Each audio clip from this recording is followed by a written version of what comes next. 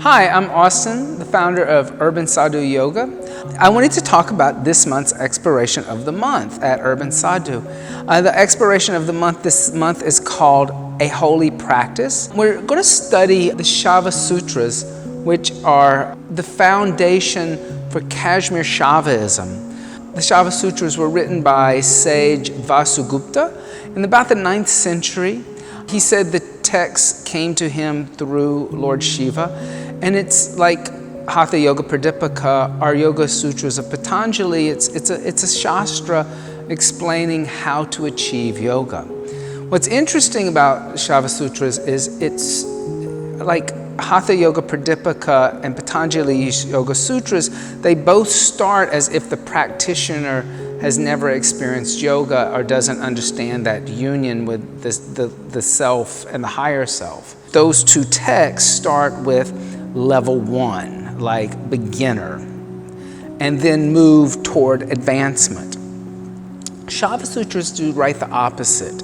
In chapter 1, the first sutra is you are Shiva, and your acknowledgement of this means that you understand yoga. And basically he goes on to say, if you understand this, you don't really have to go any further with the book.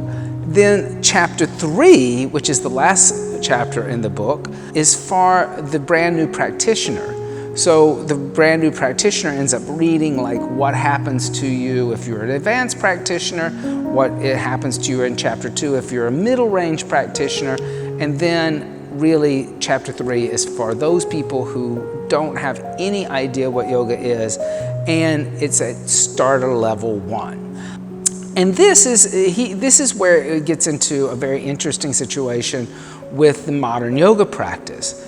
In chapter 3, Vasugupta says that the practice of yoga asana will lead the yogi into deeper spiritual waters. He goes on to say in a sutra that follows that the maintenance of the body and the mind are both holy practices. And this was very encouraging, I thought, for the modern yoga practitioner.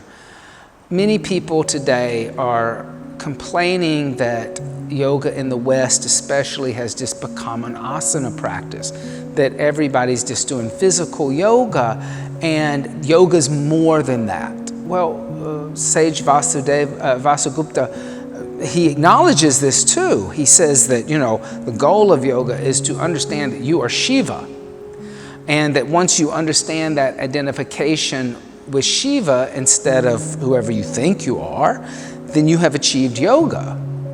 But for the person who's not really sure who they are or thinks they're the body or the mind, the best thing for you to start doing is to practice yoga asana. The best thing for you to do is that when you practice yoga asana, pranayamas, getting your diet right, then you need to see it as a holy practice.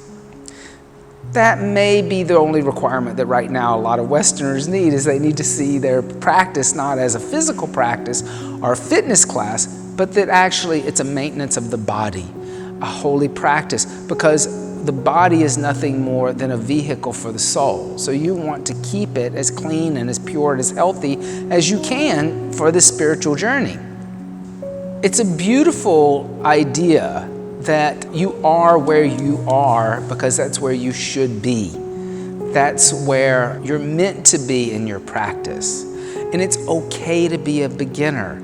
It's okay to be a new student.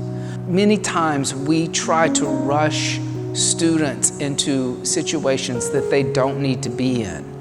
One of the things I always point to is yoga is not No Child Left Behind, where we have to have every kid in the class all reading at the same level, or they have to stay back, right? Every kid's not going to be reading at the same level. Same thing is true in yoga. Every kid in the class is not going to be at the same level at the same time. There's going to be many different levels. And some people are going to need to just experience the physical practice as the physical practice. slowly but surely that physical practice will grow and manifest, and it will lead that person into deeper spiritual waters. But we have to let that happen organically on their time, not tell them that they are focused too much on physical activity and they should be focused on other things such as bhakti yoga or karma yoga or raja yoga, that they need to spend their time reading these very complicated esoteric shastras when maybe they have no understanding of the concept.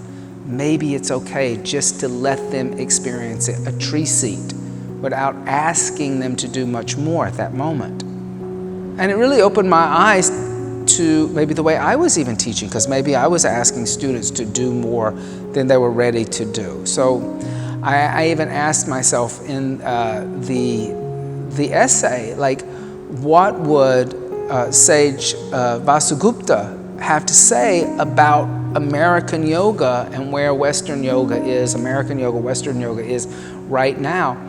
I personally think he would say, think about it, give these people a break. They're starting out. Be grateful that they're even starting a yoga practice at all, even if it's on the most superficial level of just wanting to make the body more relaxed and more flexible. They'll get there when they should get there. They'll be there when the time is right to understand these deeper esoteric teachings. So I hope you come and explore this with us, and that we can look at this idea that the physical practice of yoga in itself is a spiritual practice, a holy practice. Namaste.